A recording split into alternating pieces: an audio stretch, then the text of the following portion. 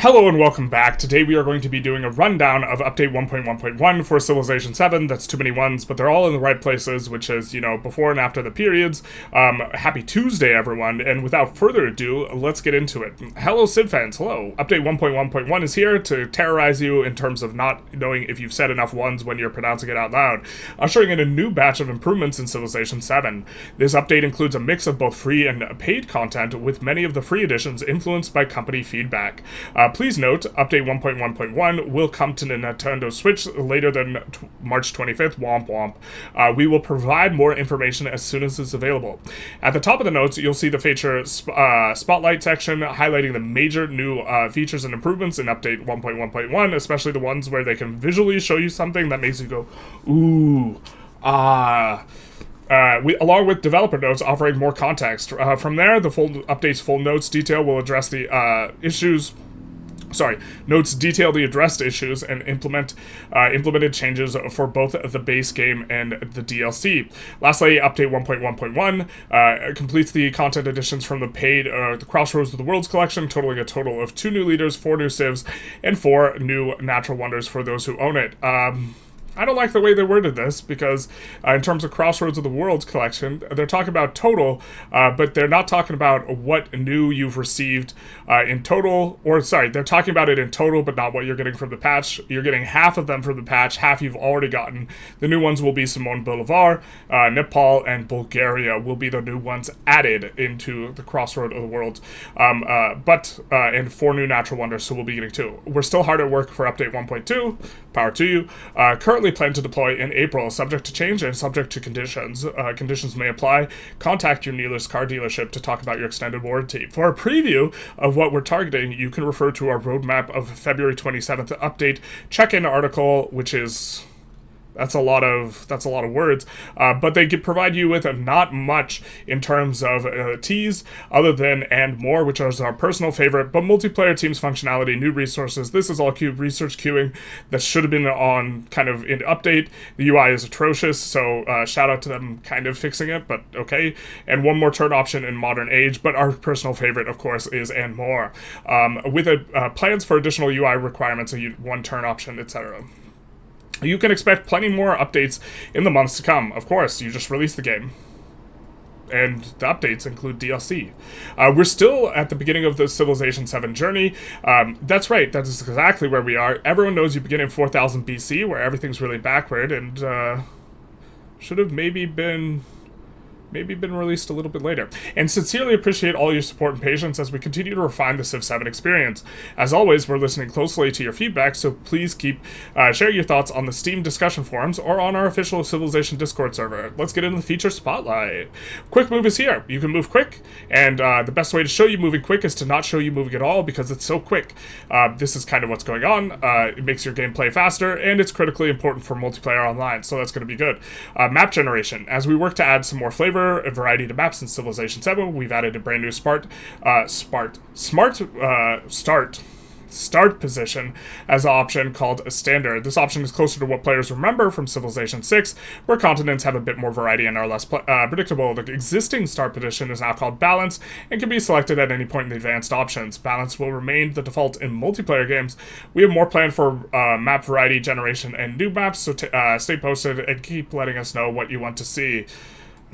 Big maps, the bigger the better.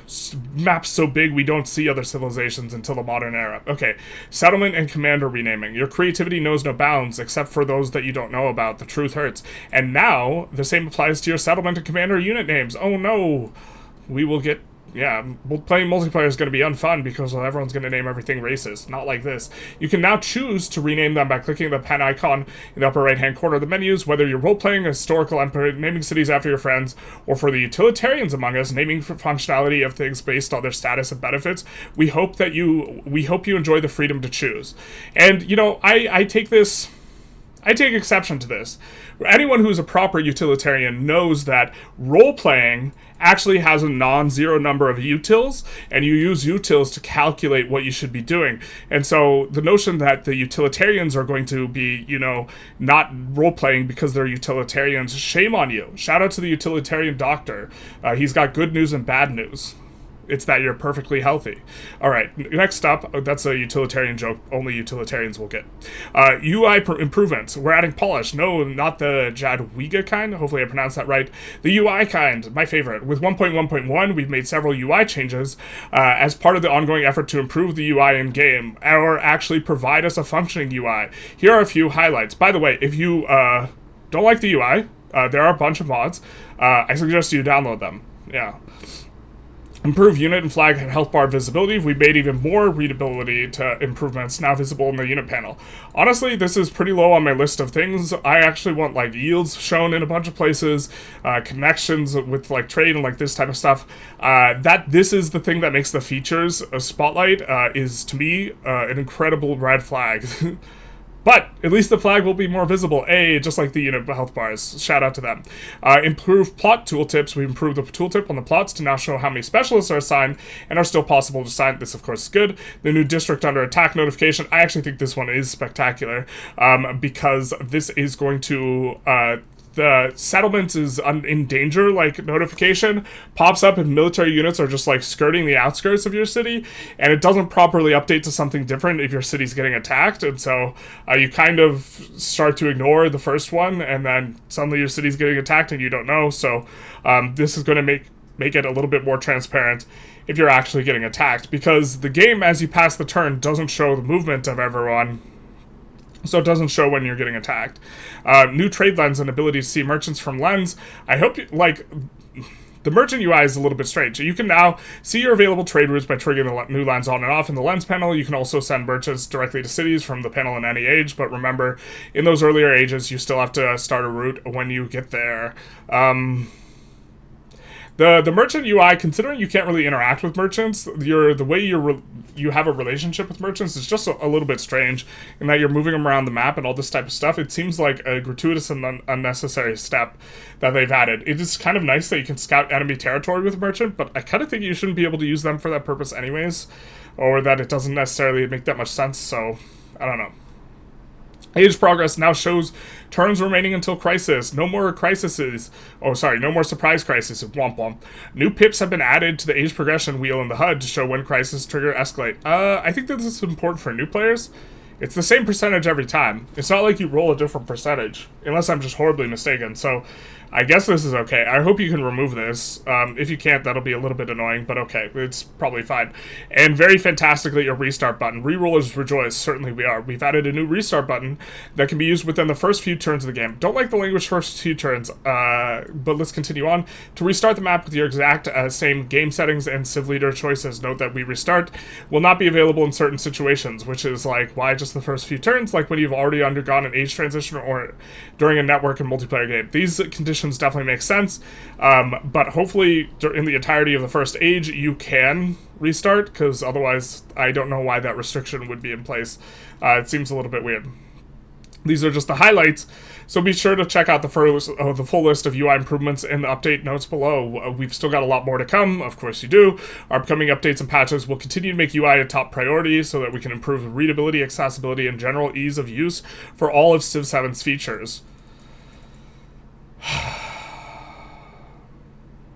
Anyways, new natural wonder, Mount Everest. Last but certainly not least, Mount Everest has joined the list of natural wonders in Civilization 7, called Sagarmatha. Apologies for pronunciations, everyone. In Nepali and Chumolungma in Tibetan. The mountain has long been held as sacred by local populations. Mount Everest provides a range of bonuses to any player lucky enough to settle nearby. And this is really big. +2 happiness, +2 influence. I think this is the only one that gives influence. Absolutely bananas. Except you can't grow bananas on Mount Everest. The more you know. And reveals all mountain tiles on your continent when discovered. That is pretty nice too. Kind of shows you a little bit of the lay of the land.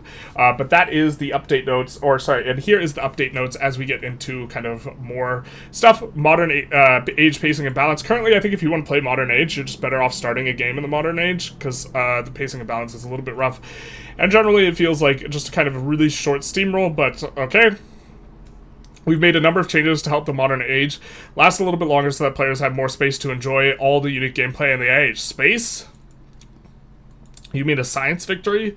Eliminating a player no longer adds age progress in modern, and the amount of age progress added in exploration has been halved, so that domination victories are easier to achieve now.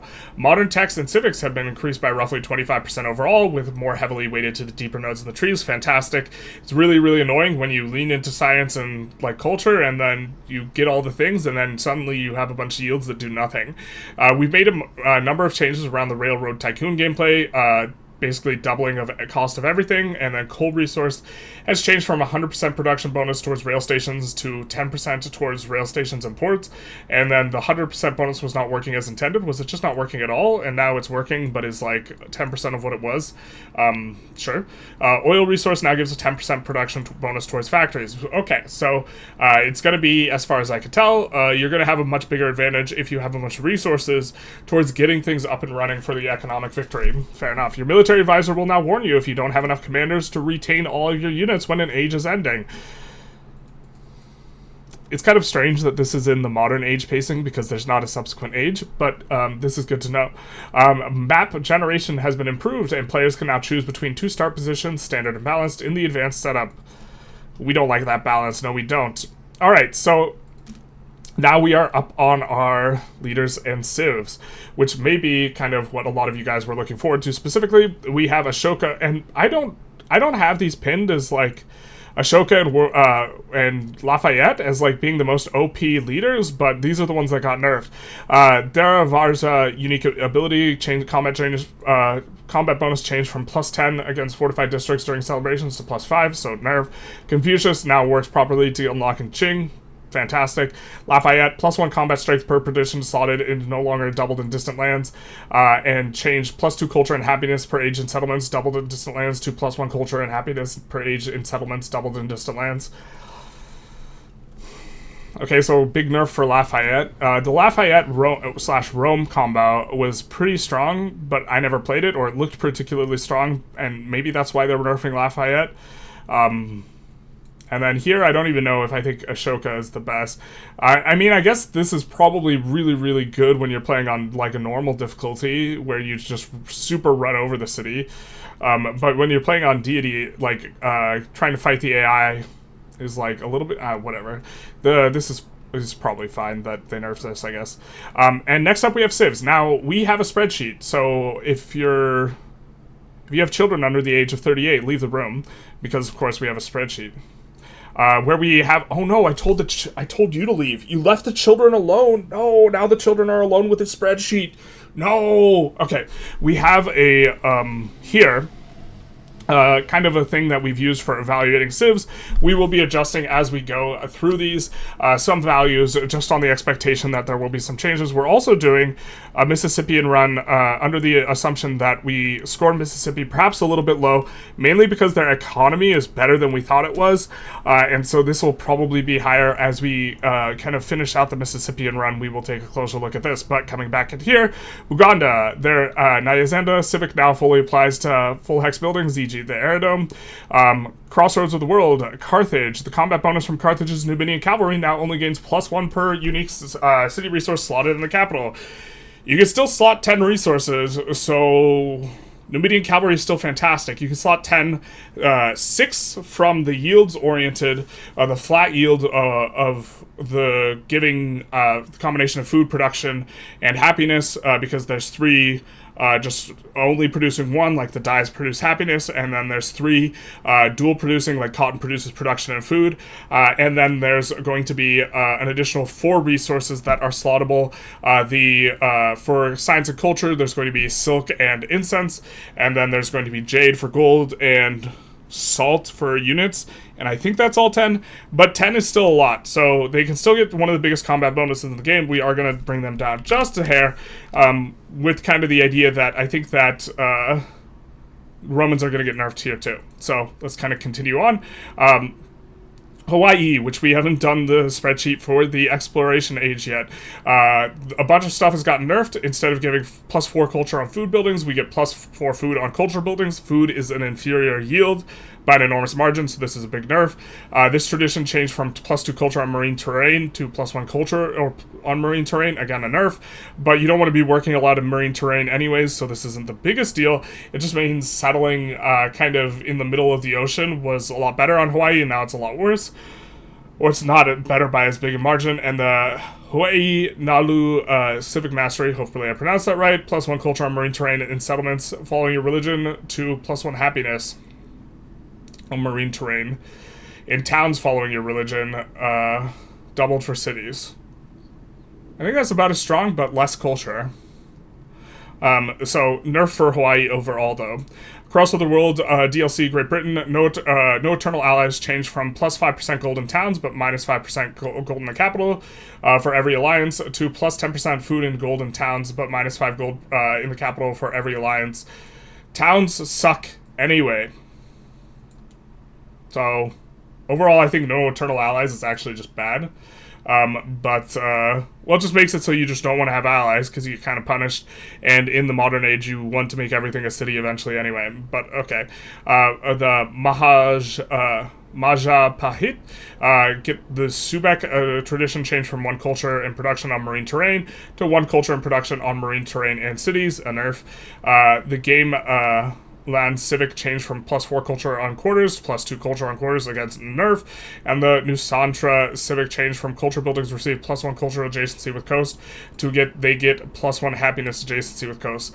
All in all, this is quite a bit of nerfs for Majapahit, which isn't even one that was like on my radar for being particularly strong. I'm really kind of confused a little bit about their balance changes overall. Now we have Meier. Finally, the building production gain from in this building, which we're not going to try and pronounce, gained from changed from 15% to 5% of the technology research.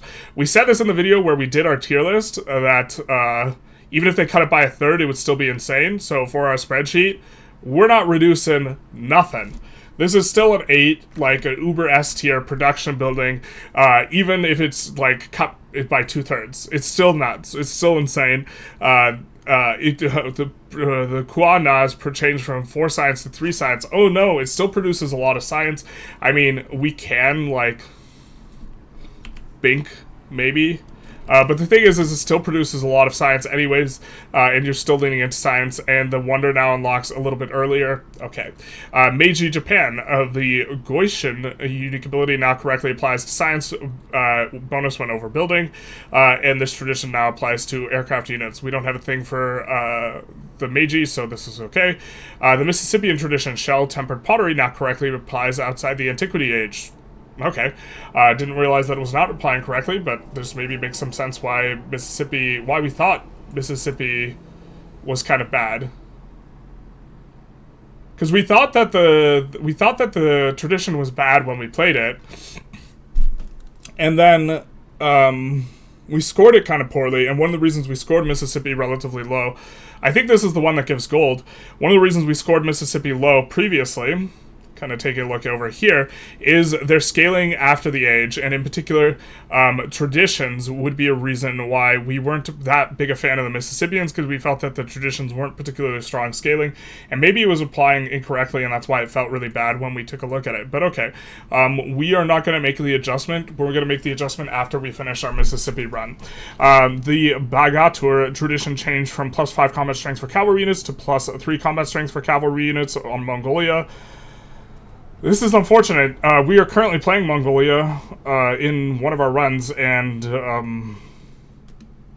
this is pretty big. This was one of the better traditions for a combat bonus, and now it's +3, which is a really big reduction.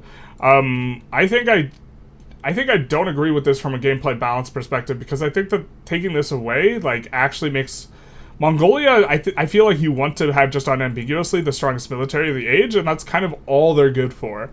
Like, you sacrifice so much power in terms of like having power budget on a given civilization, for Mongolia, I think you sacrifice basically everything because their unique building sucks. In order to be good at military, be really good at military and be dynamic and have this combat that applies to both your cavalry and your archers. And so negating one of the bigger bonuses that you receive on this just feels pretty bad, man. Because you like have to be hitting this critical point of being stronger to make it actually feel good. In the perspective of being a deity, this is probably going to feel really rough for Mongolia. But okay. Rome Legion changed from +2 combat strength for every tradition and government to +1 combat strength for every tradition and government. That is a huge nerf. You go from being able to push around the AI after you get a few traditions to like kind of being as strong as the AI. And that is just like really, really rough for Rome, and it nerfs Rome in a whole bunch of ways because Rome was hyper flexible and able to deal in militarily. Now the military seems much kind of more muted. I really do think that this is a big nerf because you're not hitting the critical threshold, and it's specifically it's on the Legion, so it's on a. I'm starting to come around a little bit more towards cavalry units, in which case, you know, the infantry units are the worst, and so a huge nerf to like a very big infantry unit bonus. The Latinas tradition changed from +10% food, gold, and culture in towns with a specialization to 5% in gold, culture, and towns with a growing town focus. I think that this is better. I think growing town is going to be nicer in general. 5% is obviously a smaller bonus, but we're probably going to up them a little bit on food, gold, and culture, and axe them in some other stuff. So taking a look at the Romans here, we are going to give them a 3 in food, a 4 in gold, and a little bit higher in culture. But at the same time, they're military and unique units. They also have, part of this score at being a 7 is the result of them also having the unique commander, which I think is really good still. But I think that without, like, the investment cost you also have for slotting in all the Roman traditions is also a cost, and not getting the +1 combat, I think, makes it so you kind of don't want to pay it as much. So we're going to reduce this to 4.5. We're going to reduce Rome's map control, because part of it is you having that early game power spike on your military, and we're going to reduce the consistency as well here. So as you can see, without reordering, we will have Romans kind of falling down quite a bit in the rankings as a result of this. And Romans kind of are the one that changed, and I think Carthaginians changed a little bit as well, but the only movement in terms of the rankings will be Rome dropping below Mauryan. Okay. Russia changed General Moro's tradition, changed from +5 combat strength for units in Tundra to +3. I don't even think that this is that strong a bonus anyways, so I don't know why they're nerfing it. It's a tradition, it takes up a slot. Okay, I guess they didn't want to have +5 combat strength because they want everything to be like a little bit smoother, but conditional combat strength should just be like stronger and bigger. Like the one of the best combat bonuses is on the Meier, where damaged units +3 combat when fighting damaged units, because that's really consistent. And so now we're getting like +3 combat for units in Tundra. That is way more infrequent condition than damaged units. So okay, Songhai. The Hai Koi Civic no longer grants a bonus to units that are not on a navigable river. Okay, fair enough. Okay, so gameplay. The AI improves scouting and settlement behavior. AI commanders will now correctly gain their XP bonuses based on difficulty. That's going to make them a lot scarier. AI now has better commander promotion choices, prioritizing bonuses like increased combat strength. Yikes, they're actually going to be a lot scarier if they kind of do that. Economy. Towns with trade focus now grant +5 range to all your settlements, not just from themselves. This is good change. It makes it easier to build towns, build roads to connect your cities with merchants if you have few trade options. Sawmills now properly grant conduction to camps. Nice. Grocers now no longer grant food bonuses on mines and woodcutters. Addressed an issue reported where ironworks are not granting production bonuses on mines and woodcutters. Added +1 production bonus on mountains. Okay. Repairs can no longer be purchased without having enough gold. I don't like that change. from a UI, from a gameplay perspective, it's super annoying to repair in general because you have to repair each thing individually. It's nice that you could just repair immediately. Feeling like we have to wait a turn and then remember where we need to repair and like this type of thing, it's kind of annoying. I really wish you could repair without. I actively liked being able to repair buildings when we didn't have enough gold. Players now correctly receive discounted prices when purchasing buildings that have been discounted. Were they not applying correctly? Okay, fair enough. Purchase is no longer made in towns with unrest. That kind of sucks, because you used to buy happiness buildings to solve the unrest. Resolved an issue where the fish bonus, a fish resource, was decreasing the amount of food needed for a settlement to grow, for a settlement's next growth to negative. I think this is in the modern era specifically they're talking about, and I think that they're saying that the math now applies in a consistent way that all the other growth math applies, which is 1 over 1 plus bonus, rather than reducing like 5%, it comes 95%, then 90%, etc. Production queue properly updates when multiple wonders are in the queue, and another civilization completes the wonder first. Walls entered by the Birsa wonder are now properly granted on all eligible tiles. Nice. Sabotage space program now completes as intended. Revolution crises now applies the correct amount of unhappiness after the players choose a new revolutionary government. Scorched Earth from military policy changed from +5 combat strength for all units when attacking to +3 when attacking. This overall is going to make it a lot harder playing it on D&D. These units now gain +5 combat strength versus fortified districts. Scout units no longer stack the +1 sight range bonus after unpacking from a commander with the initiative promotion. You can't scout the map anymore. Natural wonder, you can't scout the map standing still from your starting city, which you used to be able to do. Torres del Paine changed from units that move adjacent to Torres del Paine ignore rough terrain to +1 food and production on tundra terrain in the settlement. Okay. That's pretty good. Increase the spawn rate of the Valley of Flowers. Independent powers, naval powers. Navy can no longer be used to disperse independent villages while a unit is defending the village. That's good. It was kind of weird that you could just disperse super aggressive. Emporium and monastery unique improvements now stack yields correctly when multiple are built in the same city. Civilopedia added and updated several entries. You don't say, because when we tried to consult the Civilopedia for information, it was woefully undercomplete. Addressed issues, resolved an issue that could occur when exiting the main menu too quickly when creating a new game. And now we have some UI stuff. And this is quite a bit of stuff. We'll go through a little bit of it.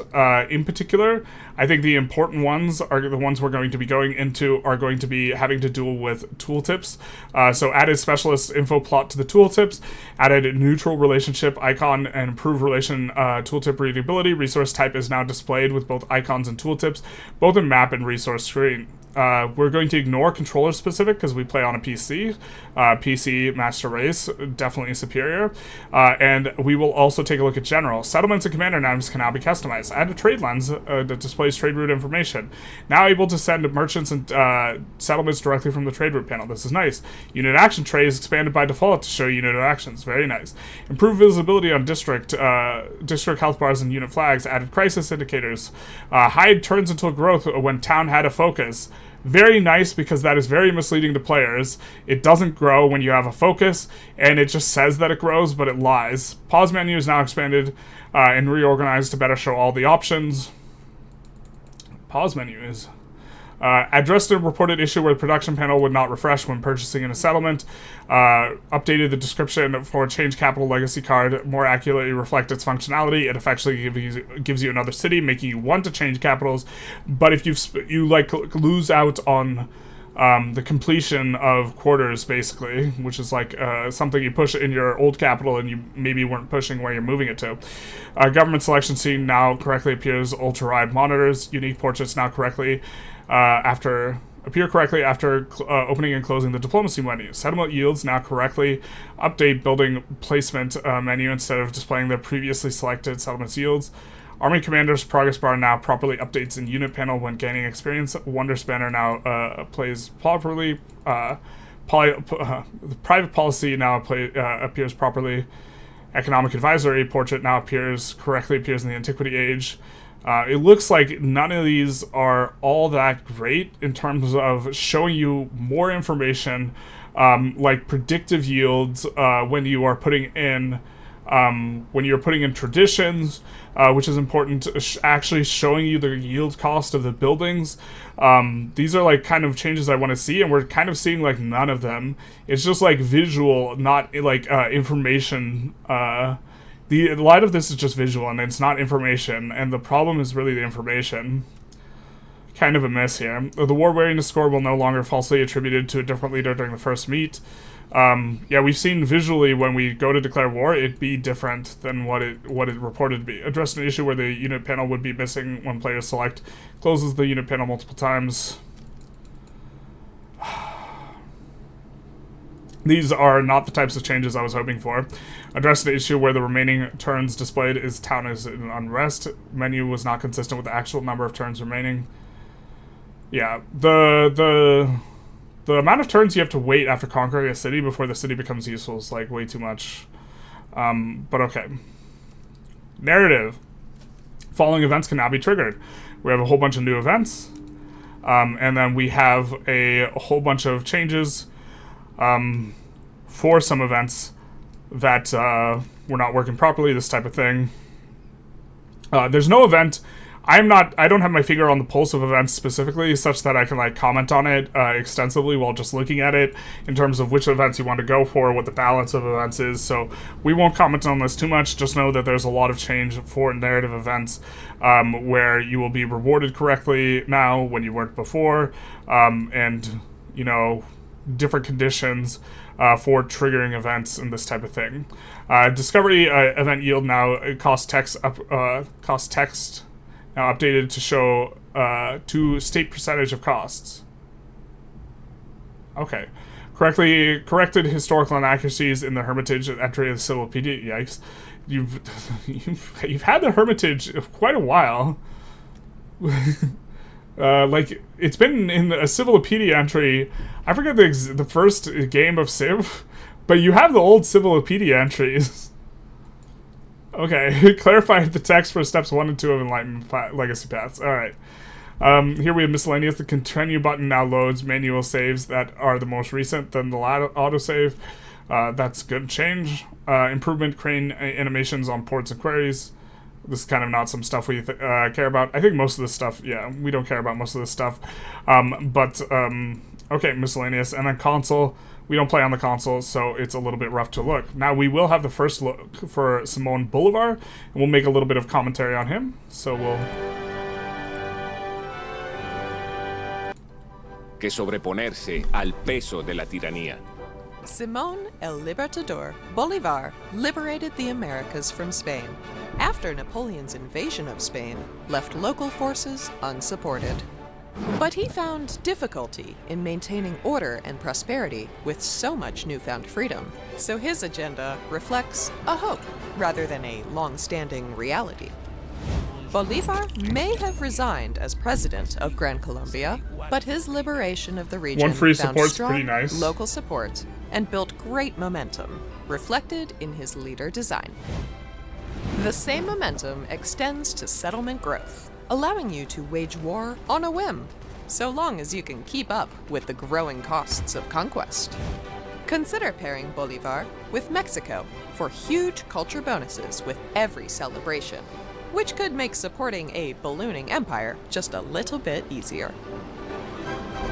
Or choose a different path, all your own, but whatever you build, remember to build something you believe in. All right. So, here we have, I think we could get the details of him right here, or we have it right here. As Napoleonic Wars weakened Spain's presence in the Americas, Simón Bolívar el Libertador led forces to liberate the region. With tenacity and charisma, he led his armies to victory and the people to independence. The instability of the newfound freedom proved difficult to overcome. First president and then dictator of Gran Colombia, he failed to fully enact his ambitions, yet Bolívar remains an enduring example of South American defiance. Expansion is militaristic, so you will have associated events. And then gain a free amount of support on when you start your wars. This is 1. When you conquer a settlement for the first time, it can purchase a building for free. This is pretty strong in the grand scope of things, especially in the early game.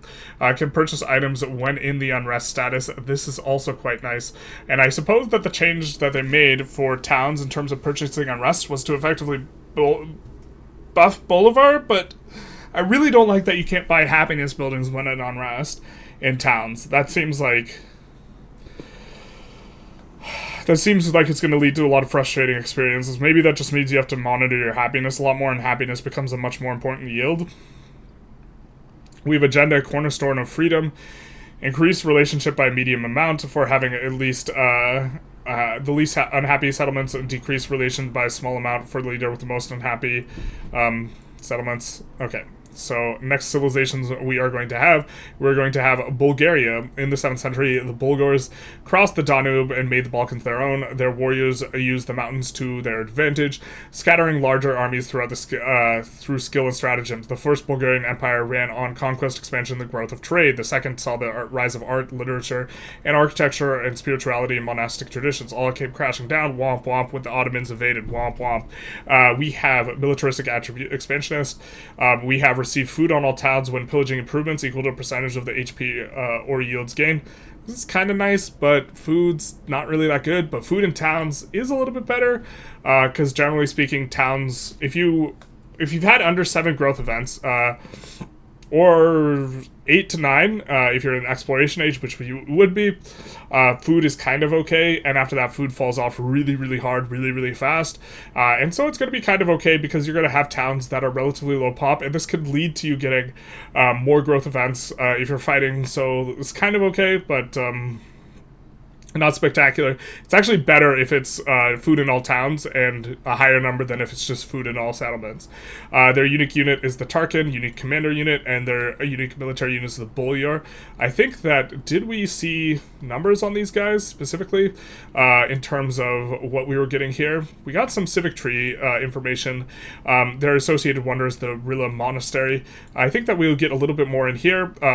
Unlocks the Hidden Fortress with the false tradition achievement or tradition. When pillaging buildings, all cities receive a production bonus equal to the percentage yield. So this is going to be good. All combat units receive decreased combat strength against fortified districts. Combat units now receive increased combat strength when you have a set number of relics slotted. Having a relic tied thing is just generally kind of bad in exploration right now, because you actually don't want to gain relics early on, because you want to be able to push out the length of the age. We see some relic kind of oriented stuff in here. In particular, though, the Hidden Fortress does give production. I forget the amount of production it gives, but it is pretty solid. And they'll receive a number of migrants in the capital city, in the capital here, when you research it. I think it's like 3. And then the improvement, receive increased culture for each adjacent mountain tile. This seems fine enough, but unique improvement, production base, counts as a fortification. Some cultures and stuff get bonuses for adjacent fortifications if you have like fortification stacking going on. The fact that it's a fortification is useful. This unit ignores rough terrain penalties, increased combat on rough terrain. It's kind of not that good. Starting bias is rough, but overall probably pretty medium in terms of power level. Next up we have Nepal. Nested high in the Himalayas, incorporating both Highland Buddhist and lowland Hindu populations, Nepal has clung to its sovereignty despite its precarious location. 19th century Nepal was governed by an autocratic group of families and guarded by fierce Gurkha warriors. Following an agreement with the British, they maintained a degree of independence at the crown of the world. They're diplomatic and cultural. Their unique ability, all warehouse buildings apply to mountain tiles, but have increased food and happiness maintenance. I think that this is probably not that good. Mountain tiles, I think, are just gonna kind of not be worth working, or they aren't super good in the... Well, let's take a look, but like in general, I think this is actively going to be kind of bad, because getting additional food yields on mountains is kind of really underwhelming. But yeah. But food and science buildings receive an adjacent, we see with food and mountains in terms of the civic tree. Scout units can activate on an unknown mountain tile with a set number of tiles from one of your settlements, palace, city halls. Can activate on an unknown mountain. Scouts can go over mountains. A path of tiles is claimed back to the settlement, and the mountain tile is improved immediately with the Highland Power Station. Highland Power Station. Okay, if they're getting a unique improvement on top of that, that's actually super relevant. Fortifications. Fortifications, if adjacent to a mountain. Increase combat strength for all units adjacent to a mountain tile. I mean, if you can put in a unique improvement that it makes mountains have a better yield. Here we have unique infrastructure, increased production and culture. Okay, so maybe this is kind of okay in terms of what's going on here. Unique civilian unit, unique scout. Movement in sight, ignore mountain tile penalties. Movement, ignoring mountain tile penalties, means you could just move over mountains. Their unique unit has combat strength and movement, but costs more to train and produce. It's an infantry unit. This is probably pretty solid overall, especially if you use the age transition where you get a bunch of free units. Or you built a lot of units in the previous age. Increase your relationship with all other leaders, must be built on tropical or mountain tile. So, oops, that's not the one we wanted. So, all warehouse buildings apply to mountain tiles. If the working the mountain tiles is good, this will be a little bit better.